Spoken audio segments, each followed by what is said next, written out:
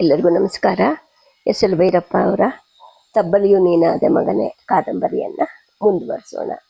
Hilda ಮತ್ತು ವೆಂಕಟರಮಣನ ಮಧ್ಯೆ ಮಾತುಕತೆ ಜಾಸ್ತಿ ಆಗ್ತಾ ಹೋಗುತ್ತೆ. ಮಾಂಸಾಹಾರ ಪಾಪ ಅನ್ನೋದನ್ನು ವೆಂಕಟರಮಣ ಹೇಳಿದ್ರೆ ಆಕೆ ಅದು ಪಾಪನೇ ಆಗೋದಾದರೆ ಆಡು ಕುರಿ ಕೋಳಿ ಎಲ್ಲ ಯಾಕೆ ತಿಂತೀರಾ ಅಂತ ಹೇಳ್ತಾಳೆ. ಈ ಥರ ಒಬ್ರಿಗೊಬ್ಬರು ಮಾತು ಬೆಳೆಯುತ್ತೆ. ಆನಂತರ ಕತ್ತಲಾಗುತ್ತೆ. ಮನೆಗೆ ಬಿಟ್ಟು ಬನ್ನಿ ನನ್ನ ಅಂತ ಹೇಳಿದಾಗ ನೀನು ರಕ್ತ ಪಿಪಾಸು, ನಿನ್ನ ಜೊತೆ ಬರೋ ಅಗತ್ಯ ಇಲ್ಲ ಅಂತ ಹೇಳಿಬಿಟ್ಟು ವೆಂಕಟರಮಣ ಹೊರಟೋಗ್ತಾನೆ. ಆನಂತರ ಆಕೆನ ನಿಧಾನವಾಗಿ ಬಂದಾಗ ಎದುರಿಗೆ ಬರ್ತಾನವನು. ಬನ್ನಿ ನಿಮ್ಮನ್ನು ಮುಟ್ಸೋಗ್ತೀನಿ ಅಂದಾಗ ಬೇಕಿಲ್ಲ ಅಂತ ಹೇಳ್ಬಿಟ್ಟು ಅವಳು ಹೇಳ್ತಾಳೆ. ಕಥೆಯನ್ನು ಮುಂದುವರಿಸೋಣ. ಈಗ ಹಿಲ್ಡಾಳ ಮನಸ್ಸು ಕೋಪದಿಂದ ಬುಸ್ಗುಡ್ತಾ ಇರುತ್ತೆ. ವೆಂಕಟರಮಣ ಮತ್ತು ಅವಳು ಯಾವುದಿನವೇ ಮಾತಾಡಲಿ ಯಾವುದಾದ್ರೂ ಚರ್ಚೆ ನಡೀತಾನೆ ಇರುತ್ತೆ.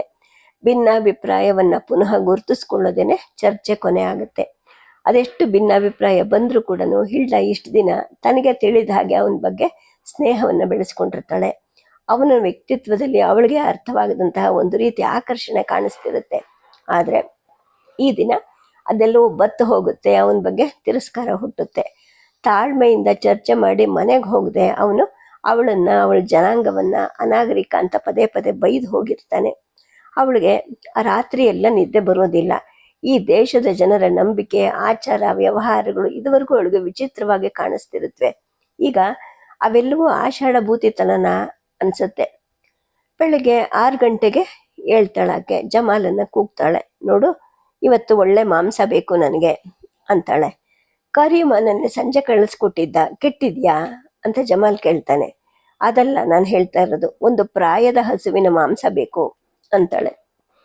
ಅದೆಲ್ಲಿ ಸಿಗ್ತದೆ ಸಾಹೇಬ್ ಅಂತ ಜಮಾಲ್ ಹೇಳಿದಾಗ, ನಮ್ಮ ದೊಡ್ಡಿಲ್ಲೇನೆ ಒಂದು ಎಳೆ ಹಸುನ ತಗೊಂಡು ಬಾ, ನೀನೇ ಇಲ್ಲಿ ಕೊಂದು ಮಾಂಸ ತಗೊಂಡ್ಕೊಂಡು ತೆಗೆದುಕೊಡು. ಹಾಗೆ ನೋಡು, ಆ ಪುಣ್ಯಕೋಟಿ ಹಸು ಅಂತ ಹೇಳ್ತಾರಲ್ಲ, ಅದ್ರ ಪೈಕಿ ಒಂದು ಎಳೆದನ್ನು ತಗೊಂಡು ಬಾ ಅಂತ ಹಿಲ್ಡಾ ಹೇಳ್ತಾಳೆ. ಜಮಾಲ್ನ ಹೆಂಡ್ತಿನೂ ಅಷ್ಟಲ್ಲಿ ಎದ್ದಲ್ಲಿಗೆ ಬರ್ತಾಳೆ. ಹಿಲ್ಡಾ ಜೋಡಿಸ್ಕೊಂಡು ಕನ್ನಡ ಮಾತಾಡೋದು ಆಕೆಗೂ ಅರ್ಥ ಆಗ್ತಿರುತ್ತೆ.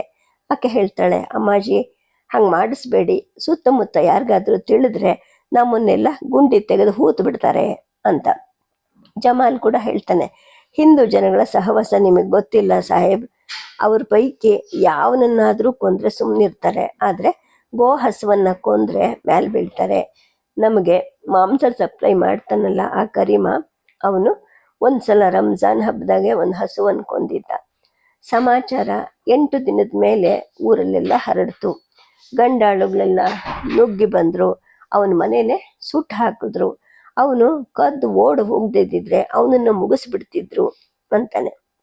ಆದರೆ ಹಿಲ್ಡಾ ನಿಶ್ಚಯದ ಧ್ವನಿಯಲ್ಲೇ ಹೇಳ್ತಾಳೆ, ಹೇಗಾದರೂ ಆಗಲಿ ಇವತ್ತದು ನನಗೆ ಬೇಕೇ ಬೇಕು. ಈಗಲೇ ಹೋಗು, ಒಂದು ಹಸುನ ತಗೊಂಡು ಬಾ, ಇಲ್ಲಿ ಯಾರಿಗೂ ಗೊತ್ತಾಗೋದಿಲ್ಲ. ಬೇಕಾದರೆ ಕೆಲಸದ ಆಳುಗಳಿಗೆಲ್ಲ ಇವತ್ತು ರಜಾ ಅಂತಲೇ ಹೇಳಿ ಕಳಿಸ್ಬಿಡು ಅಂತ ಹೇಳ್ತಾಳೆ. ಜಮಾಲ್ ಹೆಂಡತಿ ತನಗೆಲ್ಲನೂ ಅರ್ಥ ಆದ ಹಾಗೆ ಮುಖದ ಮೇಲೆ ನಗುವನ್ನು ತುಳುಕಿಸ್ತಾ ಹೇಳ್ತಾಳೆ, ನೋಡು ಅಮ್ಮಾಜಿಗೆ ಈಗ 5 ತಿಂಗಳಾಗೈತಲ್ಲ, ಅದು ತಿನ್ನಬೇಕು ಅಂತ ಕಾಯಿಸಾಗೈತೆ ಅಂತ ಕಾಣುತ್ತೆ. ಅವ್ರ ದೇಶದಾಗೆ ದಿನ ಅದನ್ನೇ ಸುಖವಾಗಿ ತಿಂತಿದ್ದೋರು ಅಂತ ಹೇಳ್ತಾಳೆ. ಜಮಾಲ ಆಗ್ಲಿಂದ್ಬಿಟ್ಟು ದೊಡ್ಡಿ ಕಡೆಗೆ ಹೊರಡ್ತಾನೆ. ಹೊಗೆ ಗಿಡಗಳ ನಡುವಣ ಬದುವಿನ ಮೇಲೆ ಬೇಗ ಬೇಗ ನಡೀತಾನೆ. ದೊಡ್ಡಿಯನ್ನು ತಲುಪ್ತಾನೆ. ಇಷ್ಟು ಹೊತ್ತಿಗಾಗಲೇ ಅವನು ಅಲ್ಲಿಗೆ ಹೋಗಿ ದನಗಳಿಂದ ಹಾಲು ಕರೆಸ್ಬೇಕಾಗಿರುತ್ತೆ. ಅವನು ಬರೋ ಹೊತ್ತಿಗೆ ಆಳುಗಳು ಎಲ್ಲವನ್ನು ಸಿದ್ಧ ಮಾಡಿರ್ತಾರೆ. ಅವನು ಬಂದಿದ್ದೇ ತಡ ಯಂತ್ರದಿಂದ ಒಂದಾದ ಮೇಲೆ ಮತ್ತೊಂದರಿಂದ ಹಾಲನ್ನು ಹೀರಿಸ್ತಾನೆ. ಕರೆದ ಹಾಲನ್ನು ಅಳತೆ ಮಾಡಿ ಡಬ್ಬಗಳಿಗೆ ತುಂಬಿಸ್ತಾನೆ. ಬಸ್ಸಿನ ಹತ್ತಿರಕ್ಕೆ ಹೊರೋ ಆಳುಗಳ ಸಂಗಡ ಅದನ್ನೆಲ್ಲ ಕಳಿಸ್ತಾನೆ. 1/4 ಗಂಟೆಯಲ್ಲಿ ಬಸ್ಸು ಕೂಡ ಬಂದು ಹೊರಟೋಗುತ್ತೆ. ಉಳಿದ ಆಳುಗಳಿಗೆ ಜಮಾಲ್ ಹೇಳ್ತಾನೆ, ನೀವೀಗ ಎಲ್ಲಿ ಬೇಕಾದರೂ ಹೋಗಿ, ಇವತ್ತು ಕೆಲಸಕ್ಕೆ ರಜಾ ಮಂಜೂರಾಗೈತೆ, ಇವತ್ತು ಹೊಲದ ಕೆಲಸನೂ ಇಲ್ಲ, ಇದನ್ನು ಬಾಕಿಯವ್ರಿಗೂ ಹೇಳಿಬಿಡಿ ಅಂತ ಎಲ್ಲರನ್ನು ಕಳಿಸ್ಬಿಡ್ತಾನೆ. ದನಗಳ ಫುಲ್ಲು ನೀರನ್ನು ನೋಡ್ಕೊಳ್ಳೋಕ್ಕೆ ಮಧ್ಯಾಹ್ನದ ಹೊತ್ತಿಗೆ ಯಾರಾದರೂ ಒಬ್ಬರು ಬಂದರೆ ಸಾಕು ಅಂತಲೂ ಹೇಳ್ತಾನೆ. ಎಲ್ಲರೂ ಹೋದ್ಮೇಲೆ ಜಮಾಲ ಪುಣ್ಯಕೋಟಿ ತಳಿಯ ಒಂದು ಹಸುವನ್ನು ಗೊಂತಿನಿಂದ ಬಿಚ್ಚಿಕೊಂಡು ಹಿಡ್ಕೊಂಡು ಹೊರಡ್ತಾನೆ. ಅದು ಇನ್ನೂ ಮೊದಲನೇ ಕರುವಿನ ತಾಯಿಯಾಗಿದ್ದ. ಅದು ಈದು 4 ತಿಂಗಳಾಗಿರುತ್ತೆ. ಆದರೆ ಹೆಣ್ಣುಗರು ಬೇರೆಯಾಗಿ ಕಟ್ಟಿದ್ದ ತನ್ನ ಗೂಟದ ಹತ್ರ ಮಲಕ್ಕೊಂಡು ತನ್ನ ಅಮ್ಮನನ್ನು ನೋಡ್ತಾ ಇರುತ್ತೆ. ತನ್ನ ಕಂದನ ಕಡೆಗೆ ನೋಡಿಕೊಂಡು ಹೂಂಕರಿಸ್ತಾ ತಾಯಿ ಜಮಾಲನನ್ನು ಅನುಸರಿಸುತ್ತೆ. ಅವನು ಹಸುವನ್ನು ತರೋ ಹೊತ್ತಿಗೆ ಹಿಲ್ಡಾ ಕಾದು ಕಾದು ಚಟ್ಪಡಿಸ್ತಿರ್ತಾಳೆ. ಹೊತ್ತು ಆಗ್ಲೇ 8 ಗಂಟೆ ಸಮೀಪಿಸ್ತಾ ಇರುತ್ತೆ. ಜಮಾಲ್ ಶೆಡ್ನಲ್ಲೇ ಕಲ್ಚಪ್ಪಡಿ ಹಾಕಿದ್ದ ಒಂದು ಜಾಗ ಇರುತ್ತೆ.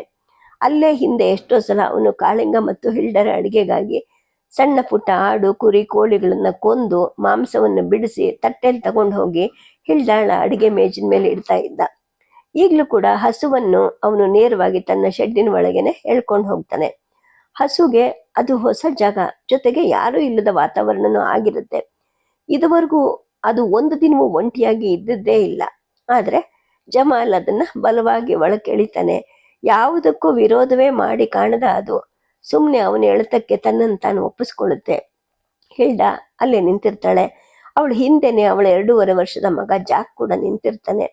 ಜಮಾಲ್ ಹೆಂಡತಿ ತನ್ನ ಅಡಿಗೆ ಕೋಣೆ ಬಾಗಿಲಲ್ಲಿ ನಿಂತಿರ್ತಾಳೆ. ಹಸುವನ್ನು ಕಟ್ಟಿದ್ದ ಹಗವನ್ನು ಬಿಚ್ಚಿ ಜಮಾಲ್ ಅದರ 4 ಕಾಲುಗಳಿಗೂ ತೊಡರು ಕೊಡ್ತಾನೆ. ಅದನ್ನ ಹಿಲ್ಡಾ ಕೈಲಿ ಕೊಟ್ಟು ಎಳೆಯೋ ಹಾಗೆ ಹೇಳ್ತಾನೆ. ಅವಳು ಎಳೆದಾಗ ಅವನು ಅದರ 2 ಕೊಂಬುಗಳನ್ನು ಹಿಡಿದು ತಿರುಗಿಸ್ತಾನೆ. ವಿರೋಧವನ್ನೇ ಮಾಡಿ ಅರಿಯದ ಹಸು ಬೇಗ ಉರುಟ್ಕೊಂಡು ಕೆಳಗೆ ಬೀಳುತ್ತೆ. 4 ಕಾಲುಗಳನ್ನು ಸೇರಿಸಿ ಅವನು ಲಾಳ ಹೊಡೆಯೋರು ಬಿಗಿಯೋ ಹಾಗೆ ಕಟ್ಟು ಹಾಕ್ತಾನೆ. ಅಂಬಾ ಅಂತ ಕೂಕ್ಕೊಳ್ತಾ ಕೆಳಗೆ ಬಿದ್ದ ಹಸು ಕಣ್ಣಿನ ಗುಡ್ಡಗಳನ್ನು ಸುತ್ತಲೂ ತಿರುಗಿಸ್ತಾ ನಿಸ್ಸಹಾಯಕವಾದ ನೋಟವನ್ನ ಗುರಿ ಇಲ್ಲದ ಕಡೆಗೆ ಬೀರುತ್ತಾ ಇರುತ್ತೆ. ಜಮಾಲ್ ಹೆಂಡತಿ ಒಳಗಿಂದ ಒಂದು ಅಲ್ಯೂಮಿನಿಯಂ ಚೆಂಬಿನಲ್ಲಿ ನೀರನ್ನು ಮತ್ತು ಹರಿತವಾದ ಒಂದು ಚೂರಿಯನ್ನು ತರ್ತಾಳೆ. ಜಮಾಲ್ ಚೊಂಬಿನ ನೀರನ್ನು ಹಸುವಿನ ಗೋಮಾಳೆ ಮೇಲೆ ಹಾಕ್ತಾನೆ. ಒಂದು ಬೋಗುಣಿತ ಅಂತ ಹೆಂಡತಿಗೆ ಹೇಳ್ತಾನೆ. ಅವಳು ಒಳಗಿಂದ ತಂದ ಬೋಗುಣಿಯನ್ನ ಕುತ್ತಿಗೆ ಕೆಳಗೆ ಅವನು ನೂಗ್ತಾ ಇರ್ಬೇಕಾದ್ರೆ ಅದು ಗಟ್ಟಿಯಾಗಿ ಅರಚುತ್ತೆ. ಕೊಂಬನ್ನು ಹಿಡ್ಕೊ ಅಂದ್ಬಿಟ್ಟು ಜಮಾಲ್ ಹೆಂಡತಿಗೆ ಹೇಳ್ತಾನೆ. ಅವಳು ಹಿಡಿದು ಮೆಟ್ಟಿಕೊಡ್ತಾಳೆ. ಅವನು ಬಿಸ್ಮಿಲ್ಲಾ ಅಂತ ಬಾಯಲ್ಲಿ ಹೇಳ್ಕೊಂಡು ಚೂರಿಯನ್ನ ಬಲಗೈಲಿ ಹಿಡಿದು ಅದರ ಗೋಮಾಳೆಗೆ ಹಾಕಿ ಎಳಿತಾನೆ. ಅಷ್ಟರಲ್ಲಿ ಹೊರಗಡೆ ಬೆಟ್ಟದ ಮೇಲೆ ದೇವಸ್ಥಾನದ ದೊಡ್ಡ ಗಂಟೆಯನ್ನ ಬಾರಿಸಿದ್ದನ್ನು ಕೇಳುತ್ತೆ. ಜಮಾಲ್ ಕೈ ನಡುಗತ್ತೆ, ಮುಖ ಬೆವಿಯುತ್ತೆ.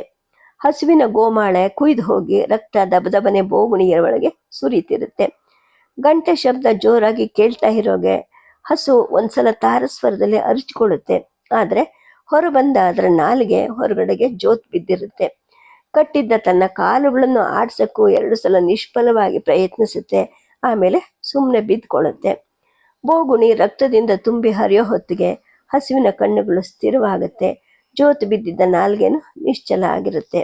ಆಗ ಹೆದರ್ತಾನೆ. ಜಮಾಲ್ ಹೇಳ್ತಾನೆ, ಮೇಡಮ್, ಗಂಟೆ ಸದ್ದು ಕೇಳಿ ನನಗೆ ಹೆದರಿಕೆ ಆಗ್ತಿದೆ. ಆ ಪೂಜಾರಿ ಏನಾದ್ರೂ ಈ ಕಡೆ ಬಂದ್ರೆ ಏನ್ ಗತಿ ಅಂತ. ಆಗ ಹಿಲ್ಡಾ ಹೇಳ್ತಾಳೆ, ಅವನು ಇನ್ಮೇಲೆ ಈ ಮನೆಗೆ ಬರೋದಿಲ್ಲ, ನೀನು ಯೋಚಿಸ್ಬೇಡ ಅಂತ ಹೇಳ್ತಾನೆ. ಸ್ವಾಭಾವಿಕವಾಗಿ ಅವಳ ಪಕ್ಕದಲ್ಲೇ ನಿಂತಿರ್ತಿದ್ದ ಜಾಕ್ ಕಡೆಗೆ ನೋಡ್ತಾಳೆ. ಜಾಕ್ ಅಳ್ತಾ ಇರೋದಿಲ್ಲ, ಆದ್ರೆ ಹೆದರಿಕೆಯಿಂದ ಥರಥರನೆ ನಡುಗ್ತಾ ಇರ್ತಾನೆ. ತಕ್ಷಣ ಅವನನ್ನು ಎತ್ಕೊಳ್ತಾಳೆ. ಅವನ ಮಾತೃಭಾಷೆಯಲ್ಲಿ ಹೇಳ್ತಾಳೆ, ನನ್ನ ಮಗು, ಅದು ಯಾಕೆ ಹೀಗೆ ನಡುಗ್ತಿದ್ಯಾ? ಹೆದರಿಕೆ ಏನೂ ಇಲ್ಲ, ಸುಮ್ಮನಿರು ಕಂದ ಅಂತ ತಪ್ಕೊಂತಾಳೆ. ಆ ಸುತ್ತಿನಲ್ಲಿ ಯಾರೂ ಇರೋದಿಲ್ಲ. ಅವಳು ದೇವಸ್ಥಾನದ ಕಡೆಗೆ ನೋಡ್ತಾಳೆ, ಯಾರೂ ಕಾಣೋದಿಲ್ಲ. ಆ ಪೂಜಾರಿ ದೇವಸ್ಥಾನದ ಒಳಗೆ ನಿಂತ್ಕೊಂಡು ಹಸುವಿನ ಕಲ್ಲು ವಿಗ್ರಹಕ್ಕೆ ಹೂವುಗಳನ್ನು ಅಂಟಿಸ್ತಿರಬಹುದು ಅಂತ ಅನ್ಕೊಂತಾಳೆ. ಅಷ್ಟರಲ್ಲಿ ಜಮಾಲ್ ಹೆಂಡತಿ ಹೊರಗೆ ಬಂದು ಹೇಳ್ತಾಳೆ, ರಕ್ತ ಪೂರ್ತಿ ಸೋರಿ ಆಗೈತೆ, ಮಾಂಸ ಕುಯ್ಲ ಅಂತ ಕೇಳ್ತಾರೆ ಅಂತ ಹೇಳ್ತಾಳೆ. ನೀನು ಇವನನ್ನು ಎತ್ಕೋ ಅಂತ ಹೇಳ್ಬಿಟ್ಟು ಜಾಕ್ನನ್ನ ಅವಳ ಕೈ ಕೊಟ್ಟು ಹಿಲ್ಡಾ ಜಮಾಲ್ ಶೆಡ್ಡಿಗೆ ಹೋಗ್ತಾಳೆ. ಮತ್ತೆ ಯಾರು ಬರದ ಹಾಗೆ ಬಾಗಿಲು ಹಾಕ್ಕೊಂತಾಳೆ. ರಕ್ತ ಪೂರ್ತಿಯಾಗಿ ಸೋರು ಹೋಗಿ ಈಗ ಹಸುವಿನ ಮೃತದೇಹ ಅಷ್ಟೇ ಮಲಗಿರುತ್ತೆ. ಜಮಾಲ್ ಅದರ ಕಾಲುಗಳ ಹಗ್ಗವನ್ನ ಬಿಚ್ಚಿ ಹಾಕಿರ್ತಾನೆ. ಅವನು ಅವಳ ಮುಖವನ್ನ ನೋಡ್ತಾನೆ. ಅವಳು ಹೇಳ್ತಾಳೆ, ಜಮಾಲ್, ನಿನ್ನೆ ಆ ಪೂಜಾರಿ ಹೇಳ್ದ, ನೀನ್ ಕೇಳಿದ್ಯಾ? ಹಸುವಿನ ಕಣ್ಣಲ್ಲಿ ಸೂರ್ಯ ಚಂದ್ರ ಇದ್ದಾರಂತೆ, ಮೂಲೆಯಲ್ಲಿ 4 ಸಾಗರಗಳಿದೆಯಂತೆ, ದೇಹದ ಯಾವ್ಯಾವುದೋ ಭಾಗದಲ್ಲಿ ಅದು ಯಾವ್ಯಾವುದೋ 33 ಕೋಟಿ ದೇವತೆಗಳಿದೆಯಂತೆ ಅಂತಾಳೆ.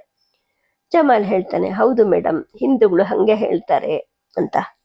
ಆಗ ಹಿಲ್ಡಾ ಹೇಳ್ತಾಳೆ, ಇಲ್ಲಿ ಆ ಚೂರಿಯಿಂದ ನೀನು ಇದರ ಕಣ್ಣುಗಳನ್ನು ಕತ್ತರಿಸು, ಮೊಲೆಯನ್ನು ಕುಯ್ದು ಹಾಕು, ಎಲ್ಲ ಅಂಗಗಳನ್ನು ಒಂದೊಂದೇ ಕುಯ್ತಾ ಬಾ, ಯಾವ ಯಾವ ದೇವತೆಗಳಿದಾರೋ ನೋಡೋಣ ಅಂತಾಳೆ. ಇವಳು ತಮಾಷೆ ಮಾಡ್ತಾ ಇದ್ದಾಳೋ ನಿಜವಾಗ್ಲೂ ಹೇಳ್ತಾ ಇದ್ದಾಳೋ ಅಂತ ಜಮಾಲ್ಗೆ ಗೊತ್ತಾಗದೆ ಕತ್ತೆತ್ತಿ ಅವಳ ಮುಖವನ್ನ ನೋಡ್ತಾನೆ. ಅವಳ ಮುಖ ಗಂಭೀರವಾಗೇ ಇರುತ್ತೆ. ಯಾಕೆ ಸುಮ್ಮನಾದೆ? ನನ್ನ ಮುಖ ಏನ್ ನೋಡ್ತೀಯಾ? ನಾನು ಹೇಳ್ದಾಗ ಮಾಡು, ಇಲ್ಲಾಂದ್ರೆ ಚೂರಿನ ನನ್ನ ಕೈ ಕೊಡು, ನಾನೇ ಕೊಯ್ದು ನೋಡ್ತೀನಿ ಅಂತ ಹೇಳ್ದವಳೆ. ಅವನ ಹತ್ತಿರ ಕಲ್ಲಿನ ಮೇಲಿಟ್ಟಿದ್ದ ಚೂರಿಯನ್ನು ತಗೋತಾಳೆ. ಹಸುವಿನ 2 ಕಣ್ಣುಗಳಿಗೂ ತಿವಿತಾಳೆ. ಆ ನಂತರ ಅದರ ಮೊಲೆಗಳನ್ನು ತಿವಿದು ಕೆಚ್ಚಲು ಹರಿಯೋ ಹಾಗೆ ಎಳಿತಾಳೆ. ಹೊಟ್ಟೆಯನ್ನು ಒಂದ್ಸಲ ಚುಚ್ಚಿ ನೋಡ್ತಾಳೆ. 1 ನಿಮಿಷ ಮುಖದಲ್ಲಿ ವ್ಯಂಗ್ಯದ ಗೆರೆಗಳನ್ನು ಮೂಡಿಸ್ಕೊಳ್ತಾಳೆ. ತನಗೆ ತಾನೇ ಹೇಳ್ಕೊತಾಳೆ, ಮೂರ್ಖರು, ಅನಾಗರಿಕರು, ಅವೈಜ್ಞಾನಿಕ ಮೂರ್ಖರು, ಇವ ಶ್ರದ್ಧೆಗೆ ಯಾವುದೇ ವೈಜ್ಞಾನಿಕ ಆಧಾರ ಇಲ್ಲ ಅಂತ. ಅವಳಿಗೆ ಏನು ಹೇಳ್ಕೊಂಡ್ಲು ಅಂತ ಜಮಾಲ್ಗೆ ಅರ್ಥ ಆಗೋದಿಲ್ಲ. ತನ್ನ ಕೈಲಿದ್ದ ಚೂರುವಿನ ಹಸುವಿನ ಮೈ ಮೇಲೆ ಹಾಕ್ಬಿಟ್ಟು ಆಕೆ ಬಾಗಿಲು ತೆಗೆದುಕೊಂಡು ಹೊರಗೆ ಬರ್ತಾಳೆ. ಇಲ್ಲಿ ಜಮಾಲ್ ಹೆಂಡತಿ ಜಾಕ್ನನ್ನ ಎತ್ಕೊಂಡು ತಿರುಗಾಡ್ತಿರ್ತಾಳೆ. ಈಗ ಜಾಕ್ ಸುಮ್ಮನಾಗಿರ್ತಾನೆ. ಅವನನ್ನ ಕರ್ಕೊಂಡು ತನ್ನ ಮನೆಗೆ ಹೋಗ್ತಾಳೆ. ಹಿಲ್ಡಾ ಸೋಫಾದ ಮೇಲೆ ಬಿದ್ಕೊಂತಾಳೆ. ಅವಳಿಗೆ ವಿಪರೀತ ಆಯಾಸ ಆಗಿರುತ್ತೆ. ಬೆಳಗಿನ ಉಪಹಾರವನ್ನಾಗಲಿ ಕಾಫಿಯನ್ನಾಗಲಿ ಆಕೆ ತಗೊಂಡಿರೋದಿಲ್ಲ. ಈಗ ತೆಗೆದುಕೊಳ್ಳೋ ಇಚ್ಛೆನೂ ಇರೋದಿಲ್ಲ. ಅರ್ಧ ಗಂಟೆ ಮೇಲೆ ಜಮಾಲ್ ಹೆಂಡತಿ ಅಲ್ಲಿಗೆ ಬರ್ತಾಳೆ. ಇವಳು ಹೇಳ್ತಾಳೆ, ನೋಡು, ಇವತ್ತು ನನಗೆ ಅಡುಗೆ ಮಾಡೋಕ್ಕಾಗೋದಿಲ್ಲ, ನೀನೇ ಅದನ್ನು ತಂದು ಮಾಡಬೇಕು. ಆದರೆ ನೋಡು, ಮಾಡೋ ಕ್ರಮ ನಾನು ಹೇಳ್ಕೊಡ್ತೀನಿ, ನೀವು ಮಾಡೋ ಹಾಗೆ ಮಸಾಲೆ ಹಾಕಬೇಡ ಅಂತಾಳೆ. ಆಗಲಿ ಅಮ್ಮಾಜಿ, ಆದರೆ ಗೋಶ್ತ ಇಷ್ಟೊಂದು ಇದೆ, ಇದೆಲ್ಲ ನಾವು ತಿನ್ನೋಕ್ಕಾಗೋದಿಲ್ಲ, ಉಳಿದಿದ್ದು ಏನು ಮಾಡೋದು ಅಂತಾಳೆ. ಹಿಲ್ಡಾ ಹೇಳ್ತಾಳೆ, ನಮಗೆ ಆಗೋಷ್ಟನ್ನು ಇಟ್ಟು ಉಳಿದದ್ದನ್ನು ಯಾರಿಗಾದರೂ ಕೊಡೋಕ್ಕೆ ಜಮಾಲ್ಗೆ ಹೇಳು ಅಂತ ಹೇಳಿಬಿಟ್ಟು 1 ನಿಮಿಷ ಯೋಚನೆ ಮಾಡಿ ಮತ್ತೆ ಆಕೆನೇ ಹೇಳ್ತಾಳೆ, ನೋಡು, ಮೊಟ್ಟೆ ತರೋಕೆ ಅಂತ ಜಮಾಲ ಹಾಗೂ ಸೈಕಲ್ ಮೇಲೆ ಕರೀಮನ ಅಂಗಡಿಗೆ ಹೋಗ್ತಾನೆ. ಇಷ್ಟು ದಿನ ಕರೀಮ ನಮಗೆ ಮಾಂಸ ಕೊಡ್ತಿದ್ದ, ಇವತ್ತು ಅವನಿಗೆ ಕೊಟ್ಟು ಬರಕ್ಕೆ ಹೇಳು. ಅವನ ಮನೆ ಮಕ್ಕಳು ಮರಿ ತಿಂದ್ಕೊಂಡ್ಲಿ, ಅವನು ಮಾರಿ ದುಡ್ಡು ಮಾಡ್ಕೊಂಡ್ಲಿ, ಅವನಿಷ್ಟ ಅಂತಾಳೆ. ಮಧ್ಯಾಹ್ನದ ಹೊತ್ತಿಗೆ ಜಮಾಲ್ ಹೆಂಡತಿ ಗೋಮಾಂಸದ ಅಡುಗೆಯನ್ನು ಮಾಡಿ ಮುಗಿಸ್ತಾಳೆ. ಅಷ್ಟರಲ್ಲಿ ಜಮಾಲ್ ಮನೆಗೆ ಬಂದಿರ್ತಾನೆ. ತಮ್ಮಿಬ್ಬರಿಗೂ ಆಗೋಷ್ಟನ್ನು ತೆಗೆದುಕೊಂಡು ಉಳಿದದನ್ನ ಅವಳು ಮುಚ್ಚಿಟ್ಟು ಮನೆಗೆ ಹೋಗ್ತಾಳೆ. ಆ ನಂತರ ಹಿಲ್ಡಾ ಜಾಕ್ ಜೊತೆಗೆ ಒಳಗಡೆ ಹೋಗಿ ಊಟಕ್ಕೆ ಕೂತ್ಕೊತಾಳೆ. ಜಾಕ್ ಎಂದಿನ ಹಾಗೆ ಊಟ ಮಾಡ್ತಾನೆ. ಆದರೆ ಅವಳಿಗೆ ಅಡುಗೆ ಸೇರೋದಿಲ್ಲ. ಅಡುಗೆ ಕ್ರಮದಲ್ಲಿ ಯಾವ ದೋಷನೂ ಇರೋದಿಲ್ಲ. ಜಮಾಲ್ ಬೀಬಿ ಹಿಲ್ಡಾ ಆದೇಶದಂತೆ ಎಲ್ಲವನ್ನು ಮಾಡಿರ್ತಾಳೆ. ಆದರೆ 2-3 ಚಮಚ ತಿನ್ನುವಷ್ಟರಲ್ಲಿ ಹಿಲ್ಡಾಗೆ ಸಾಕು ಅನ್ಸುತ್ತೆ. ಅಮೆರಿಕೆಯಿಂದ ವಿಮಾನದಲ್ಲಿ ಬಾಂಬೆಯಲ್ಲಿ ಇಳಿದು ಮುಂಬೈಯನ್ನು ರೈಲಲ್ಲಿ ಬಿಟ್ಟ ಮೇಲೆ ಇದುವರೆಗೂ 1 ದಿನವೂ ಗೋಮಾಂಸ ಭೋಜನದ ಅವಕಾಶ ಅವಳಿಗೆ ದೊರೆತಿರ್ಲಿಲ್ಲ. ತನಗೆ ತಿಳಿದ ಯಾವುದೋ ಕೋಪಕ್ಕಾಗಿ ಅವಳು ಈ ದಿನ ಹೊಟ್ಟೆ ಬಿರಿಯುವಷ್ಟು ಉಣ್ಣಬೇಕು ಅಂತ ಬಯಸಿದ್ಲು. ಸಾಕಷ್ಟು ಊಟ ಹೊಟ್ಟೆಗೆ ಹೋಗ್ಲಿ ಅಂತ ಅರ್ಧ ಗಂಟೆ ಮೊದಲೇನೆ 1 ಔನ್ಸ್ ಪಾನೀಯವನ್ನು ತಗೊಂಡಿದ್ಲು. ಆದರೆ ಯಾಕೆ ಹೀಗಾಗ್ತಿದೆ ಅಂತ ಯೋಚನೆ ಮಾಡ್ತಾಳೆ. ಜಾಕ್ ಊಟ ಮಾಡಿ ಹೇಳ್ತಾನೆ. ತಾನು ಎದ್ದೇಳ್ತಾಳೆ, ಉಳಿದದ್ದನ್ನು ಮುಚ್ಚಿಡ್ತಾಳೆ, ಒಂದು ಮೇಜನ್ನು ಒರೆಸ್ತಾಳೆ. ಅವಳಿಗೆ ಇದ್ದಕ್ಕಿದ್ದ ಹಾಗೆ ಸಹಿಸಲಾರದಷ್ಟು ಒಂಟಿತನದ ನೆನಪಾಗುತ್ತೆ. ಈ ಕಾಳಿಂಗ ಬರೋದು ಈ ದಿನ ಸಂಜೆಗೋ ಅಥವಾ ನಾಳೆನೋ, ಇಷ್ಟು ದಿನವಾದ್ರೂ ಈ ದೇಶದಲ್ಲಿ ನನಗೊಬ್ಬರು ಸ್ನೇಹಿತರಿಲ್ಲ ಅಂದ್ಕೊಳ್ತಾನೆ. ಮಂಚದ ಮೇಲೆ ಹೋಗಿ ಮಲ್ಕೊತಾಳೆ. ಜಾಕ್ನು ಮಲ್ಕೊಂಡು ನಿದ್ರಿಸ್ತಾನೆ. ಆದರೆ ಮಧ್ಯಾಹ್ನ 2 ಗಂಟೆ ಹೊತ್ತಿಗೆನೆ ಕಾಳಿಂಗ ಮನೆಗೆ ಬರ್ತಾನೆ. ಅವನು ನೋಡೋಕ್ಕೆ ಹೋಗಿದ್ದಂತಹ ವ್ಯಾನ್ಗೆ ಆರ್ಡರ್ ಕೊಟ್ಟಿದ್ದಾಗಿರುತ್ತೆ. ಕೊನೆ ಪಕ್ಷ 1 ವರ್ಷದ ಒಳಗಡೆ ಅದನ್ನು ಒದಗಿಸ್ತೀವಿ ಅಂತ ಅದರ ವ್ಯಾಪಾರಿನೂ ಹೇಳಿರ್ತಾನೆ. ಈ ದೇಶದಲ್ಲಿ ಒಂದು ಮೋಟಾರ್ ವಾಹನಕ್ಕೂ ಇಷ್ಟು ಕಷ್ಟನಾ ಅಂತ ಹಿಲ್ಡಾ ಅನ್ಕೊತಾಳೆ. ಊಟಕ್ಕೆ ಕೂತ್ಕೊಂತಾನೆ ಕಾಳಿಂಗ. ಇದೇನೋ ವಿಶೇಷ ರುಚಿ ಇದೆ ಅಲ್ವಾ ಅಡುಗೆಗೆ ಅಂತ ಕೇಳ್ತಾನೆ. ಏನಿರಬಹುದು ನೀನೇ ಹೇಳು ಅಂತ ಹಿಲ್ಡಾ ಕೇಳ್ತಾಳೆ. 4-6 ಸಲ ಆಹಾರವನ್ನು ನಾಲ್ಗೆಯಿಂದ ಹೊರಳಿಸಿ ಹೇಳ್ತಾನೆ. ಅರೆ, ಗೋಮಾಂಸ ಇದೆಲ್ಲಿ ಬಂತು ಅಂತ ಕೇಳ್ತಾನೆ. ಕರೀಮ್ ಕಳಿಸಿದ್ದು ಅಂತ ಆಕೆ ಹೇಳ್ತಾಳೆ. ಬಹಳ ಧೈರ್ಯದ ಕೆಲಸ, ಯಾರಿಗಾದ್ರೂ ತಿಳಿದ್ರೆ ಅವನು ಉಳಿಯೋದಿಲ್ಲ. ಇನ್ನು ಮೇಲೆ ಇದನ್ನು ನಮಗೆ ಕಳಿಸ್ಬೇಡ ಅಂತ ಹೇಳಿ ಕಳಿಸು ಅಂತಾನೆ. ಯಾಕೆ ಡಿಯರ್, ನಿನಗೂ ಧರ್ಮದ ಕಟ್ಟು ಬಂತೇನು ಈ ದೇಶಕ್ಕೆ ಬಂದ ಮೇಲೆ ಅಂತಾಳೆ. ಧರ್ಮದ ಮಾತುಕಲ್ಲ, ತುಂಬ ರುಚಿಯಾಗಿದೆ. ಆದರೆ ಇದನ್ನು ನಾವು ತಿಂತೀವಿ ಅಂತ ತಿಳಿದ್ರೆ ಸುತ್ತಮುತ್ತಲಿನ ಹಳ್ಳಿ ಜನ ರೊಚ್ಚಿಗೆದ್ದೇನು ಬೇಕಾದ್ರೂ ಮಾಡ್ಬೋದು. ಅದು ವ್ಯಾವಹಾರಿಕವಾಗಿ ಜಾಣತನವಲ್ಲ ಅಂತ ಕಾಳಿಂಗ ಹೇಳ್ತಾನೆ. ಹಿಲ್ಡಾ ಸುಮ್ಮನಾಗ್ತಾಳೆ. ಇದ್ದಕ್ಕಿದ್ದ ಹಾಗೆ ಅವಳನ್ನು ಒಂಟಿತನದ ಭಾವನೆ ಸುತ್ತಕೊಳ್ಳುತ್ತೆ.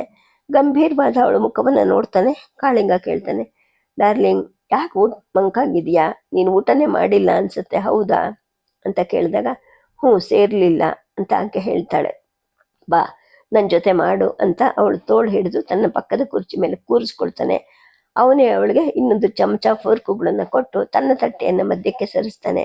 ಒಂದೇ ತಟ್ಟೆಯಲ್ಲಿ ಇಬ್ಬರು ತಿಂತೊಡಗ್ತಾರೆ. ಅವಳಿಗೆ ಈಗ ಸೇರುತ್ತೆ. ಆಮೇಲೆ ಹೇಳ್ತಾಳೆ, ಡಿಯರ್, ಈಗ ನೀನು ಬರ್ದಿದ್ರೆ ನಾನು ಉಪವಾಸನೇ ಇರ್ತಿದ್ದೆ, ನೀನು ಬಂದ ಮೇಲೆ ನನಗೆ ಸೇರಿದ್ದು ಅಂತಾಳೆ. ಕಾಳಿಂಗ ಹೇಳ್ತಾನೆ, ಅದು ಸಹಜನೇ. ಈ ದೇಶದ ಹೆಂಗಸರು ಗಂಡನ ಊಟ ಆಗೋವರೆಗೂ ಉಪವಾಸ ಇರ್ತಾರೆ. ಬಹುಶಃ ನಿನಗೂ ಹಾಗೆ ಆಗಿದೆ ಅಂತಾನೆ.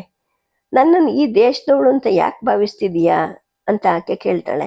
ಯಾಕೆ, ಅನುಮಾನ ಯಾಕೆ ಬಂತು ಅಂತ ಕಾಳಿಂಗ ಕೇಳ್ತಾನೆ. ಏನೂ ಇಲ್ಲ, ಥ್ಯಾಂಕ್ ಯು ವೆರಿ ಮಚ್ ಅಂತ ಹೇಳಿಬಿಟ್ಟು ಅವಳು ಮತ್ತೊಮ್ಮೆ ತಟ್ಟೆ ತುಂಬ ಬಡಿಸ್ಕೊತಾಳೆ.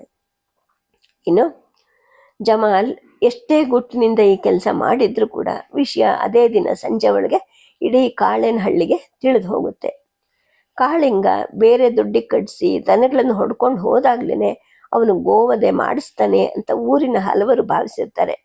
ಅವನ ಕೈ ಕೆಳಗಡೆ ಕೆಲಸ ಮಾಡೋ ಪ್ರತಿಯೊಬ್ಬ ಆಳ್ಗೂ ಈ ಅನುಮಾನವನ್ನ ಹೇಳಿ ಬೇಹುಗಾಯೋ ಹಾಗೆ ಹಳ್ಳಿ ಜನ ಹೇಳಿರ್ತಾರೆ.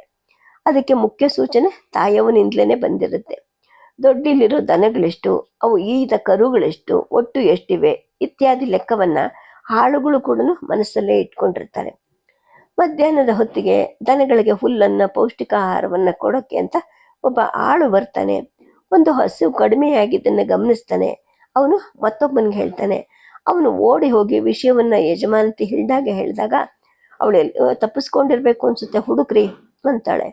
ಅದೇ ಆಳು ಜಮಾಲ್ ಶೆಡ್ಡಿನ್ಗೆ ಹೋಗಿ ಕೇಳಿದಾಗ ಅವನು ಅದನ್ನು ಖರೀದಿಗೆ ಮಾರಿದ್ವಿ ಅಂತ ಅವನು ಹೇಳ್ತಾನೆ. ಕರು ಅಲ್ಲೇ ಐತಲ್ಲ ಅಂತ ಆಳು ಕೇಳಿದ್ದಕ್ಕೆ ನಿಂಗೆ ಯಾಕೆ ಅವೆಲ್ಲ ಪುಲಾರ ಮುಚ್ಕೊಂಡು ನಡಿಲ್ಲ ಅಂತ ಕೋಪ ತೋರಿಸ್ತಾನೆ ಜಮಾಲ್. ಆಳಿಗೆ ಈಗ ಅನುಮಾನ ಉಂಟಾಗತ್ತೆ. ಅಷ್ಟರಲ್ಲಿ ಅವನ ಮೂಗಿಗೆ ಹಸಿ ರಕ್ತ ಮಾಂಸದ ವಾಸನೆನೂ ಬಡಿಯುತ್ತೆ. ನಾಳೆ ದಿನಕ್ಕೂ ಇರಲಿ ಅಂತ ಜಮಾಲ್ನ ಹೆಂಡತಿ ತನ್ನ ಅಡುಗೆ ಮನೆಯಲ್ಲಿ ಸಾಕಷ್ಟು ಮಾಂಸವನ್ನು ಇಟ್ಕೊಂಡಿರ್ತಾಳೆ. ಆಳು ಸುಮ್ಮನೆ ಹೊರಗೆ ಬರ್ತಾನೆ. ಜಮಾಲ್ ಊಟಕ್ಕೆ ಅಂತ ತನ್ನ ಶೆಡ್ಡಿನ ಒಳಗಡೆಗೆ ಹೋಗ್ತಾನೆ. ಒಬ್ಬ ಆಳಿಗೆ ಫಾರ್ಮಲ್ಲೇನೆ ಒಂದು ಕಡೆ ಗುಂಡಿ ತೆಗೆದು ಏನನ್ನೋ ಹೂತ ಹಾಗೆ ಕಾಣಿಸುತ್ತೆ. ಹೂತ ನೆಲದ ಮೇಲೆ ಬದುವಿನ ಹುಲ್ಲನ್ನು ಕಿತ್ತು ಎರಚಿರುತ್ತೆ. ಆಳು ತಾನು ಆ ಕಡೆ ಹೋದುದು ತಿಳಿಯದೇ ಇರೋ ಹಾಗೆ ನಿಧಾನವಾಗಿ ಕಲ್ಯಾಣಿ ಏರನ್ನ ಹತ್ತಾನೆ. ಅಲ್ಲಿಂದ ರಸ್ತೆಗೆ ಬರ್ತಾನೆ. ಎಡಕ್ಕೆ ತಿರುಗಿ ದೊಡ್ಡಿಗೆ ಬಂದು ಇನ್ನೊಬ್ಬ ಆಳಿಗೆ ಈ ಸಂಗತಿಯನ್ನ ಹೇಳ್ತಾನೆ. ಉಳಿದ ದನಗಳಿಗೂ ಹುಲ್ಲನ್ನು ಚೀಲದಲ್ಲಿದ್ದ ಹಿಟ್ಟನ್ನು ಹಾಕದ್ಮೇಲೆ ಅವರಿಬ್ರು ಊರಿನ ಕಡೆ ಓಡ್ತಾರೆ. ಗೋಹತ್ಯ ಅನ್ನೋದು ಏನು ಅನ್ನೋದನ್ನು ಕೂಡ ನಾವು ಇದುವರೆಗೂ ನೋಡಿರೋದಿಲ್ಲ. ಈಗ ಈ ಕಾಳಿಂಗ ಗೌಡಜ್ಜನ ದುಡ್ಡಿಲ್ಲೇ ಅದು ಆಗಿ ಹೋಗಿದೆ. ಅದು ಗೌಡಜ್ಜನ ವಂಶದ ಪುಣ್ಯಕೋಟಿ ಜಾತಿ ಹಸುವನ್ನೇ ಇವರು ಕೊಂದು ತಿಂದಿದ್ದಾರೆ. ತಾಯವ್ವ ಈ ಕಡೆ ಮನೆಯಲ್ಲಿನ್ನೂ ಮಧ್ಯಾಹ್ನದ ಮುದ್ದೆಯನ್ನೇ ಊಟ ಮಾಡಿರೋದಿಲ್ಲ. ಇವರಿಬ್ರು ಹೋಗ್ತಾರೆ, ವಿಷಯ ಹೇಳ್ತಾರೆ. ಅವಳ ಎದೆ ಹೊಡ್ಕೊಳ್ಳೋಕೆ ಪ್ರಾರಂಭ ಆಗತ್ತೆ. ಊಟವನ್ನ ಮಾಡಲ್ಲ ಆಕೆ. ಅವಳು ವೆಂಕಟೇಗೌಡನನ್ನ ಕರ್ಕೊಂಡು ಬನ್ನಿ ಅಂತ ಸನ್ನೆ ಮಾಡ್ತಾಳೆ. ಅವನು ಹೊಲಕ್ಕೆ ಹೋಗಿರ್ತಾನೆ. ಆಳುಗಳೇ ಹೋಗ್ತಾರೆ, ಅವನಿಗೆ ವಿಷಯವನ್ನು ತಿಳಿಸಿ ಕರ್ಕೊಂಡು ಬರ್ತಾರೆ. ಗೌಡ ಮತ್ತು ಗ್ರಾಮದ 10 ಜನ ಮುಖ್ಯಸ್ಥರನ್ನು ಕರೆಸ್ತಾನೆ. ಊರಲ್ಲಿದ್ದಂತಹ ಹೆಂಗಸರು ಮಕ್ಕಳು ಸೇರಿ ಅಲ್ಲಿ ಒಂದು ದೊಡ್ಡ ಸಭೆನೇ ಆಗತ್ತೆ. ಯಾವುದೋ ಕೆಲಸಕ್ಕೆ ಕಾಳೇನಹಳ್ಳಿಗೆ ಬಂದಿದ್ದ ಹೊನ್ನನ್ಗೂ ಈ ವಿಷಯ ತಿಳಿಯುತ್ತೆ. ಅವನು ಅಗ್ರಹಾರದಲ್ಲಿ ತನ್ನ ದಣಿಯಾದ ವೆಂಕಟರಮಣನ ಸ್ಕೂಲ್ಗೆ ಹೋಗಿ ಹೇಳ್ತಾನೆ. ಕೊನೆ ಪೀರಿಯಡ್ ಇನ್ನೂ ಮುಗಿದಿರೋದಿಲ್ಲ. ಆದ್ರೂ ಕೂಡ ಅದನ್ನು ಹಾಗೆ ಬಿಟ್ಟು ವೆಂಕಟರಮಣನು ಕಾಳೇನಹಳ್ಳಿ ಕಡೆಗೆ ಓಡ್ ಬರ್ತಾನೆ. ಅವನು ಬರೋ ಹೊತ್ತಿಗೆ ಸಭೆ ತುಂಬಾ ಭರಾಟೆಯಿಂದ ನಡೀತಾ ಇರುತ್ತೆ.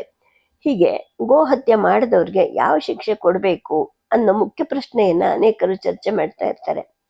ಊರೊಟ್ಟಿಗೆ 1000 ರೂಪಾಯಿ ದಂಡ ಕೊಡಬೇಕು ಅಂತ ಒಬ್ಬ ಹೇಳಿದಾಗ, ನನ್ನ ಮಕ್ಕಳಿಗೆ 1000 ಅಂದ್ರೆ ಯಾವ ಲೆಕ್ಕದಪ್ಪಯ್ಯ, ಓಟ್ ಕೇಳಿದ್ರೆ ಮುಚ್ಕೊಂಡು ಕೊಡ್ತಾನೆ, ಇನ್ನು ಸರಿಯಾಗಿ ಮಾಡಬೇಕು ಅಂತ ಮತ್ತೊಬ್ಬ ಹೇಳ್ತಾನೆ. ವೆಂಕಟರಮಣ ಬಂದದನ್ನು ಕಂಡು ಸಭಿಕರು ಅವನಿಗೆ ಮುಖ್ಯ ಸ್ಥಾನವನ್ನು ಕೊಟ್ಟು ಕೂರಿಸ್ತಾರೆ. ಗೋ ಹಂತಕರಿಗೆ ಕೊಡಬೇಕಾದ ಶಿಕ್ಷೆ ಏನು ಅಂತ ಪ್ರಶ್ನೆ ಹಾಕ್ತಾರೆ. ಆಗ ವೆಂಕಟೇಗೌಡನ ಮಗ ಮಾಟ ಹೇಳ್ತಾನೆ, ಜೋಯ್ಸನ್ನವ್ರನ್ನ ಏನು ಕೇಳೋದು, ದೇವಿ ಮಹಾತ್ಮೆ ನಾಟಕದಲ್ಲಿ ಹೇಳಿಲ್ಲೇನು, ಗೋಧನ ಕೊಂದವನಿಗೆ ಪ್ರಾಣ ಕಳಿಬೇಕು ಅಂತ, ಅದೇ ಶಿಕ್ಷೆ ಅಂತಾನೆ. ಆದರೆ ಈ ಶಿಕ್ಷೆಯನ್ನು ಈಗ ವಿಧಿಸೋ ಹಾಗಿಲ್ಲ. ದೇಶದ ಸರ್ಕಾರ, ಪೊಲೀಸು ಮತ್ತು ಕೋರ್ಟುಗಳ ನಿಯಮನೇ ಬೇರೆ ಆಗಿದೆ. ಅಷ್ಟರಲ್ಲಿ ಇನ್ನೊಬ್ಬ ಹೇಳ್ತಾನೆ, ಅವ್ರು ತಾವ ಏನು ಕಿತ್ಕೊಳ್ಳೋಕ್ಕಾಗಂಗಿಲ್ಲ ಬಿಡ್ರಿ, ಅವರು ಬಂದೂಕ ಮಡಗವ್ರೆ, ಆ ಕೆಂಪು ಎಣ್ಣೆನೆ ಬಂದೂಕ ಹರಿಸ್ತಾಳಂತೆ ಜ್ವಾಪಾನ, ಜೊತೆಗೆ ಆ ಸಾಬಿ ಕೂಡ ಚೂರಿ ಬಾಕು ಎಲ್ಲ ಇಟ್ಕೊಂಡನಂತೆ ಅಂತ ಹೇಳ್ತಾನೆ. ಈ ಮಾತಿಂದ ಸಭಿಕರ ಎದೆಗುಂಡಿಗೆ ಕಾವು ಸ್ವಲ್ಪ ಇಳಿಯುತ್ತೆ. ಬಂದೂಕ್ದಾಗ ಅದೇನು ಕಿತ್ಕೊಂತಾಳ ಅವಳು, ನಾನೇ ನೋಡ್ಬಿಡ್ತೀನಿ ಅಂತ ಮಾಟ ಎದೆ ತಟ್ಕೊತಾನೆ. ಅದುವರೆಗೂ ಸುಮ್ಮನಿದ್ದ ತಾಯವ್ವ ಮಾಟನ ಕಡೆಗೆ ಮೆಚ್ಚುಗೆಯಿಂದಲೇ ಕೈ ಆಡಿಸ್ತಾಳೆ. ಈಗ ವೆಂಕಟರಮಣ ಮಾತಾಡ್ತಾನೆ. ಎಲ್ಲರೂ ನಿಶ್ಶಬ್ದವಾಗಿ ಅವನ ಮಾತನ್ನ ಆಲಿಸ್ತಾರೆ. ನೋಡಿ, ನಡೆದಿರಬಹುದಾದ ವಿಷಯವನ್ನು ನಾವು ಸರಿಯಾಗಿ ತಿಳ್ಕೋಬೇಕು. ಅಲ್ಲಿ ಒಂದು ಹಸು ಇಲ್ಲ ಅನ್ನೋದನ್ನು ನಿಜ. ಅದನ್ನು ಅವ್ರು ಮಾರಿರ್ಲೂಬಹುದು. ನಾವು ಹೋಗಿ ಯಾರಿಗೆ ಮಾರಿದ್ರಿ, ಹಸು ಎಲ್ಲಿದೆ ಅಂತ ಕೇಳೋಣ. ಅದನ್ನು ನಮಗೆ ತೋರಿಸೋ ಜವಾಬ್ದಾರಿ ಅವ್ರದ್ದು. ಅಕಸ್ಮಾತ್ ಅವ್ರು ತೋರಿಸದೇ ಇದ್ರೆ ಅವ್ರು ಕೊಂದಿದ್ದಾರೆ ಅಂತ ತೀರ್ಮಾನ ಮಾಡಬಹುದು. ಅದು ಯಾವ ಭೂಮಿಯನ್ನಾಗದು ಮುಚ್ಚಿದಾರೋ ಅಲ್ಲೂ ಅಗದು ನೋಡೋಣ ಅಂತಾನೆ. ಇನ್ನು ಒಂದು ಮಾತು, ಕಾಳಿಂಗ ಊರಲ್ಲಿಲ್ಲ, ಇದನ್ನ ಅವನ ಹೆಂಡತಿನೇ ಮಾಡಿಸಿದಾಳೆ ಅನ್ನುವಾಗ ಹಿಂದಿನ ದಿನ ಅವಳ ಜೊತೆ ಆದ ದೀರ್ಘ ಮತ್ತು ಕಹಿ ಮಾತುಕತೆ ಅವನ ನೆನಪಿಗೆ ಬರುತ್ತೆ. ಆದ್ರೆ ಅವನದು ಯಾವುದನ್ನು ಹೇಳದೆ ಮುಂದುವರಿಸ್ತಾನೆ. ಕಾಳಿಂಗ ಬರದೆ ನಾವಲ್ಲಿ ಹೋಗಿ ಏನ್ ಮಾಡೋದು ಅಂತ ಹೇಳಿದಾಗ ಒಬ್ಬ ಹೇಳ್ತಾನೆ, ಇಲ್ಲ ಇಲ್ಲ, ಅವನ್ ಮಧ್ಯಾಹ್ನದ ಮೋಟ್ರ್ನಾಗೆ ಬಂದ, ನಾನು ಕಂಡೆ ಅಂತ ಹೇಳ್ತಾನೆ. ಸರಿ, ಹಾಗಾದ್ರೆ ಎಲ್ಲ ನಡೀರಿ, ಅವನನ್ನು ನ್ಯಾಯ ಕೇಳೋಣ. ಅವನ ಹೆಂಡತಿ ತಪ್ಪು ಒಪ್ಪಿಕೊಂಡು ಪಂಚಗವ್ಯ ಪ್ರಾಯಶ್ಚಿತ್ತ ಮಾಡ್ಕೋಬೇಕು. ಊರೊಟ್ಟಿಗೆ ಅವ್ರು 1,000 ದಂಡ ಕೊಡಬೇಕು. ಇನ್ನೂ ಒಂದು ವಿಷಯ, ಪುಣ್ಯಕೋಟಿ ದೇವಸ್ಥಾನದ ಕಲ್ಯಾಣಿ ನೀರನ್ನ ಅವರು ಹೊಗೆ ಸೊಪ್ಪಿನ ಹೊಲಕ್ಕೆ ಉಪಯೋಗಿಸ್ತಾರೆ. ಗಂಡ ಹೆಂಡತಿ ಇಬ್ರು ಆ ಕಲ್ಯಾಣಿಯಲ್ಲಿ ಈಜಾಡ್ತಾರಂತೆ. ಹಾಗೆ ಮಾಡಬಾರ್ದು ಅಂತ ನಾನು ಹಿಂದೆನೆ ಅವ್ರಿಗೊಂದಿನ ಹೇಳಿದ್ದೆ, ಆದ್ರೆ ಅವರು ಕೇಳಿಲ್ಲ. ಕಲ್ಯಾಣಿ ಅವರ ಸ್ವಂತದ್ದು ಅನ್ನೋ ಹಾಗೆ ತಿಳ್ಕೊಂಡಿದ್ದಾರೆ. ಇವತ್ತು ಅದನ್ನು ಮಾತಾಡೋಣ. ಅದರಿಂದ ಅವ್ರ ನೀರಿನ ಪಂಪನ್ನು ಕಿತ್ಸಾಕ್ಸೋಣ. ದೇವರಿಗೆ ಅಭಿಷೇಕ ಮಾಡೋ ನೀರಲ್ಲಿ ಯಾರು ಕಾಲ್ ಸಹ ಅದ್ದಬಾರದು ಅಂತ ಹೇಳ್ತಾರೆ. ಅಂಥದ್ರಲ್ಲಿ ಇವ್ರು ಈಜಾಡಬಹುದಾ ಅಂತ ವೆಂಕಟರಮಣ ಹೇಳ್ತಾನೆ. ಅದೇ ಸರಿ ಅಂತ ಎಲ್ಲರೂ ಮೇಲೆ ಹೇಳ್ತಾರೆ. ಹೇಳ್ದಂಗೆ ಕೇಳದಿದ್ರೆ ದಡಿ ತಗೊಂಡು ಹೇರ್ಬೇಕು, ಮಿಂಡ್ರಗುಟ್ಟದ ಸೂಳೆ ಮಕ್ಕಳು ಅಂತ ಮಾಟ ತನ್ನ ಪೌರುಷವನ್ನ ನುಡಿತಾನೆ. ಯಾರು ಸುಮ್ಮನೆ ಗಲಾಟೆಗೆ ಹೋಗ್ಬೇಡಿ ಅಂತ ವೆಂಕಟರಮಣ ಹೇಳಿ ಅವರನ್ನ ಸೇರ್ಕೋತಾನೆ. ಯಾರು ಬಾಯಿ ಬಿಟ್ಟು ತೀರ್ಮಾನಿಸ್ದೇನೆ ವೆಂಕಟರಮಣ ಮತ್ತು ವೆಂಕಟೇಗೌಡ ಮುಂದಾಳುಗಳು ಹಾಗೆ ಮುಂದಿರ್ತಾರೆ. ಗಂಡಸರ ಹಿಂದೆ ಊರಿನ ಹೆಂಗಸರು ಮಕ್ಕಳು ಕೂಡ ಹೊರಡ್ತಾರೆ. ಹೆಂಗಸರ ಗುಂಪಲ್ಲಿದ್ದ ತಾಯವ್ವ ಎಲ್ಲರ ಕೈಲೂ ಸನ್ನೆಯಿಂದ ಮಾತಾಡ್ತಿರ್ತಾಳೆ. ಮಧ್ಯೆ ಮಧ್ಯೆ ಅಳ್ತಾ ಕಣ್ಣೀರನ್ನ ಸೆರಗಿಂದ ಒರೆಸ್ಕೊಂತ ಇರ್ತಾಳೆ. ಈ ಕಡೆ ಬೆಟ್ಟದ ಕಡೆಯಿಂದ ಇಳಿದು ಜನ ಎಲ್ಲ ಫಾರ್ಮ್ ಹೌಸ್ ಹತ್ರಕ್ಕೆ ಬರೋ ಹೊತ್ತಿಗೆ ಇನ್ನು ಸಂಜೆ ಬೆಳಕಿರುತ್ತೆ. ಇಷ್ಟು ಜನಗಳನ್ನ ಒಂದೇ ಸಲ ನೋಡಿದ ಜಮಾಲ್ ಬೀಬಿ ಹಿಲ್ಡಾಗ ಹೇಳ್ತಾಳೆ. ಹೊರಗೆ ಬಂದು ಹಿಲ್ಡಾ ನೋಡ್ತಾಳೆ. 200ಕ್ಕೂ ಮಿಕ್ಕಿದಷ್ಟು ಗಂಡಸರು ಹೆಂಗಸರು ಮತ್ತು ಮಕ್ಕಳು ಎಲ್ಲ ಗುಂಪಾಗಿ ಇಳಿದು ಬರ್ತಿರ್ತಾರೆ. ತಾನು ಗೋವಧೆ ಮಾಡಿಸಿರೋದು ಊರವ್ರಿಗೆ ಗೊತ್ತಾಗಿದೆ ಅಂತ ಅವಳ ಅಂತಃಪ್ರಜ್ಞೆಗೆ ತಕ್ಷಣ ಹೊಳೆಯುತ್ತೆ. ಆದ್ರೂ ಏನನ್ನು ತೋರ್ಪಡಿಸ್ಕೊಳ್ತೇನೆ ಅವಳು ಮುಂದೆ ಬರ್ತಾಳೆ. ವೆಂಕಟರಮಣನನ್ನ ಇಂಗ್ಲಿಷಲ್ಲಿ ಕೇಳ್ತಾಳೆ, ಈ ಜನಗಳಿಗೆ ಮೈ ಮೇಲೆ ಎಚ್ಚರ ಇದೆಯೋ ಇಲ್ಲೋ, ಹೊಗೆ ಗಿಡದ ಮೇಲೇನೆ ನಡ್ಕೊಂಡು ಬರ್ತಾ ಇದ್ದಾರೆ ಅಂತಾಳೆ. ಆದ್ರೆ ವೆಂಕಟರಮಣ ಮಾತಾಡೋದಿಲ್ಲ. ವೆಂಕಟೇಗೌಡ ಹೇಳ್ತಾನೆ, ನೀನು ಹಸಿರು ಸಾಯಿಸಿದೀಯಾ, ನಿನ್ ಮೇಲೆ ನ್ಯಾಯ ಮಾಡಕ್ಕೆ ಬಂದಿದ್ದೀವಿ, ಎಲ್ಲೇ ನಿನ್ ಗಂಡ, ಕರಿ ಅವನನ್ನ ಅಂತಾನೆ. ಹಿಲ್ಡಾಗೆ ಈ ಮಾತು ತಿಳಿಯಿತು. ಅವಳು ಕನ್ನಡದಲ್ಲಿ ಕೇಳ್ತಾಳೆ, ನಮ್ಮ ಫಾರ್ಮಿನ ಒಳಗೆ ಬರೋಕ್ಕೆ ನಿಮ್ಗೆ ಅಧಿಕಾರ ಕೊಟ್ಟಿದ್ ಯಾರು ಅಂತಾಳೆ. ತನ್ನ ತಂದೆನೇ ಇದ್ದ ಪೌರುಷದ ಮಾಟ ಕೂಗಿ ಹೇಳ್ತಾನೆ, ಬೋಸುಡಿ ಮುಂದೆ, ನ್ಯಾಯ ಕೇಳಕ್ಕೆ ಬಂದ್ರೆ ಗಾಂಚಾಲಿ ಜವಾಬ್ ಹೇಳ್ತೀಯ, ಕರೀಲ ನಿನ್ ಗಂಡನ್ನ ಅಂತಾಳೆ. ವೆಂಕಟರಮಣ ಮಾಟನ ಕಡೆಗೆ ತಿರುಗ್ತಾನೆ. ಮಾಟ, ಕೆಟ್ಟ ಮಾತು ಆಡಬಾರ್ದು, ಸುಮ್ನಿರು ಅಂತ ಅಂದ್ರೆ ಅವನು ಕೇಳೋದಿಲ್ಲ. ಇಂಥ ಸೂಳೆ ಮುಂಡಿರ್ತಾವ, ಒಳ್ಳೆ ಮಾತಾಡಿದ್ರೆ ಆಯ್ತದ ಬುದ್ಧಿ ಅಂತ ಕೇಳ್ತಾನೆ. ಸರಿಗ ಅರ್ಥ ಆಗದಿದ್ರು ಕೂಡ ಅವನು ಆಡ್ತಾ ಇರೋದು ಕೆಟ್ಟ ಬೈಗುಳ ಅಂತ ಹಿಲ್ಡಾಗೆ ತಿಳಿಯುತ್ತೆ. ಅವಳು ದಿಟ್ಟವಾಗಿ ನಿಂತು ಹೇಳ್ತಾಳೆ, ನೀವೆಲ್ಲ ಈಗಲೇ ಹೊರಗಡೆ ಹೋಗ್ಲೇಬೇಕು, ಇಲ್ಲ ಅಂದ್ರೆ ನಾನು ಬಂದೂಕ ಹಾರಿಸ್ಬೇಕಾಗತ್ತೆ ಅಂತಾಳೆ. ಆಗ ವೆಂಕಟರಮಣ ಹೇಳ್ತಾನೆ, ನೋಡಿ ಅವನು ಹುಡುಗ, ದುಡುಕಿ ಆಡ್ತಾನೆ, ಅದು ಮುಖ್ಯ ಅಲ್ಲ. ಈಗ ನ್ಯಾಯಕ್ಕೆ ಕೂಡಿ, ಕಾಳಿಂಗ ಎಲ್ಲಿ, ಅವನನ್ನ ಕರೀರಿ ಅಂತ ಹೇಳ್ತಾನೆ. ಅವ್ರನ್ನ ಕರೆಯೋ ಅಗತ್ಯನೂ ಇಲ್ಲ, ಹಸುವನ್ನು ನಾನು ಕೊಲ್ಸಿದ್ದೀನಿ, ಅದನ್ನ ಕೇಳೋ ಅಧಿಕಾರ ನಿಮಗಿಲ್ಲ ಅಂತ ಹಿಲ್ಡಾ ಹೇಳ್ತಾಳೆ. ಈ ಮಾತನ್ನು ಕೇಳಿದ ಜನ ರೊಚ್ಚಿಗೆ ಹೇಳ್ತಾರೆ. ಹಿಂಭಾಗದಲ್ಲಿದ್ದ ಕೆಲವರು ಮಣ್ಣಿನ ಹೆಂಟೆಗಳನ್ನು ತಗೊಂಡು ಮನೆ ಕಡೆ ಬೀಸ್ತಾರೆ. ಒಂದು ಹೆಂಟೆ ರೊಯ್ ಅಂತ ಹೋಗಿ ಹಿಲ್ಡಾಲ ಭುಜಕ್ಕೆ ಬೆಳೆಯುತ್ತೆ.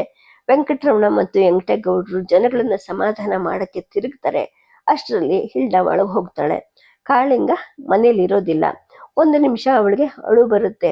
ಆದ್ರೆ ತಕ್ಷಣ ತನ್ನನ್ನ ತಾನು ಸುಧಾರಿಸ್ಕೊಳ್ತಾಳೆ. ಮಲ್ಗೋ ಕೋಣೆಯಲ್ಲಿ ನೇತು ಹಾಕಿದ್ದ ಬಂದೂಕನ್ನು ಕೈ ತಗೋತಾಳೆ. ಅದ್ರೊಳಗೆ ಮದ್ದು ಇರೋದನ್ನ ಪರೀಕ್ಷೆ ಮಾಡಿ ಹೊರಗೆ ಬರ್ತಾಳೆ. ಜನಗಳ ಕಡೆ ಗುರಿ ಇಡ್ತಾ ಹೇಳ್ತಾಳೆ, ತಕ್ಷಣ ಎಲ್ರೂ ಚದುರು ಹೋಗ್ಬೇಕು, ಇಲ್ಲಿದ್ರೆ ಟ್ರಿಗರ್ ಅದನ್ನು ಬಿಡ್ತೀನಿ ಅಂತಾಳೆ. ಬಂದೂಕನ್ನು ಕಂಡೇನೆ ಅನೇಕರು ಗಾಬರಿಯಾಗಿ ಓಡಕ್ಕೆ ಪ್ರಾರಂಭಿಸಿರ್ತಾರೆ. ಆದ್ರೆ ಮುಂದೆ ನಿಂತಿದ್ದ ಕೆಲವರು ನಿಂತೇ ಇರ್ತಾರೆ. ಇದುವರೆಗೂ ಹಿಂದೆ ಹೆಂಗಸರ ಜೊತೆಯಲ್ಲಿದ್ದ ತಾಯವ್ವ ಮುಂದೆ ಬರ್ತಾಳೆ. ವೆಂಕಟರಮಣನ ಜೊತೆಯಲ್ಲಿ ನಿಂತ್ಕೊಂತಾಳೆ. ವೆಂಕಟರಮಣ ಕೂಗಿ ಹೇಳ್ತಾನೆ, ಬಂದೂಕದ ಬೆದರಿಕೆ ಹಾಕಬೇಡಿ, ಇದ್ರ ಪರಿಣಾಮ ಗೊತ್ತಿದ್ಯೇನು ನಿಮ್ಗೆ ಅಂದಾಗ ಹಿಲ್ಡಾ ಬಂದೂಕವನ್ನ ಆಕಾಶದ ಕಡೆಗೆ ತಿರುಗಿಸ್ತಾಳೆ. ಒಂದು ಗುಂಡನ್ನ ಹಾರಿಸ್ತಾಳೆ. ಚಲ್ಲಾಪಿಲ್ಲಿ ಆದವರು ಇನ್ನು ನಡುಗಿ ಹೋಗ್ತಾರೆ. ಮುಂದೆ ನಿಂತಿದ್ದವರು ಎದೆನು ನಡುಗ್ತಿರುತ್ತೆ. ವೆಂಕಟರಮಣ ಸರ್ರಂತ ಮುಂದೆ ಹಾಯ್ತಾನೆ. ಅವಳ ಕೈಗಳನ್ನ ಹಿಡ್ಕೊಂಡು ಮಾಟನನ್ನ ಕೂಗ್ತಾನೆ. ಮಾಟ, ಅವನಪ್ಪ, ತಾಯವ್ವ ಮೊದಲಾದವರು ಓಡಿ ಬಂದು ಅವಳನ್ನು ಹಿಡ್ಕೊಂತಾರೆ. ಅಷ್ಟರಲ್ಲಿ ಮನೆ ಮಗ್ಲಿಂದ ಓಡಿ ಬಂದ ಕಾಳಿಂಗ ಅವ್ರನ್ನ ಬಿಡಿಸ್ಕೊಂಡು ನುಗ್ಗಿ ಬಂದೂಕನ್ನು ಕಿತ್ಕೋತಾನೆ. ಅವನ ಹಿಂದೆನೆ ಜಮಾಲನು ಬರ್ತಾನೆ. ಕಾಳಿಂಗ ದೊಡ್ಡಿಗೆ ಹೋಗಿರ್ತಾನೆ. ಇಷ್ಟು ಜನ ಬೆಟ್ಟದ ಕಡೆಯಿಂದ ಫಾರ್ಮ್ಗೆ ಇಳಿತಾ ಇರೋದನ್ನ ಅವನು ದೂರದಿಂದಲೇ ನೋಡಿರ್ತಾನೆ. ಅವನು ಬೇಗ ಬೇಗನೆ ಮನೆ ಕಡೆಗೆ ಬಂದಿರ್ತಾನೆ.